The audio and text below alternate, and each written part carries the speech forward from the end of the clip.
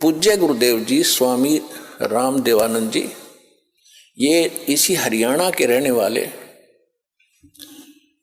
दादरी के पास एक 45 गांव है।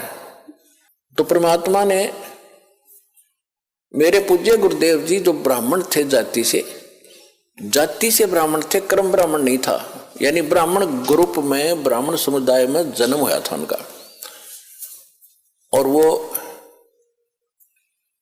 अपना खेती थी, किसानी करते थे उनके माता पिता, और उनके भी जमीन थी 5-4 किले एकड़ जमीन उनके हिस्से में। उसके पिताजी के पास तो काफी जमीन थी, तो खुद पाली जाते थे।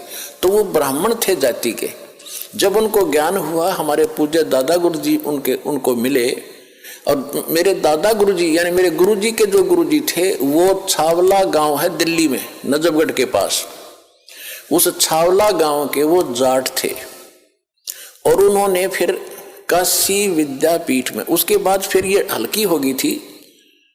मतलब जैसे हमारे गुरुजी जो थे, हमारे दादा गुरुजी जाट थे, और हमारे दादा गुरुजी के जो गुरुजी थे वो भी ब्राह्मण थे। और वो काशी विद्यापीठ वो पढ़ नहीं सके, उसने उन बच्चे को अपना गोद लेकर, यानी अपना शिष्य बना के सर्टिफिकेट बना के भेजा कि काशी विद्यापीठ में पढ़ का। तो हमारे दादा गुरुजी थे वो काशी विद्यापीठ में 4 विषय के आचार्य बन गए।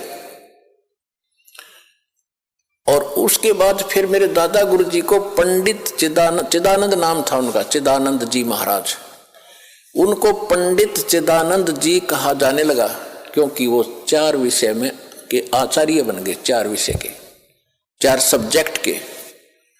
और उनका एक गांव है, उनका गांव गोपालपुर, तहसील खरखोदा, जिला सोनीपत।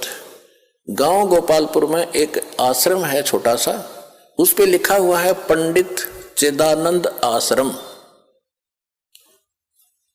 गोपालपुर।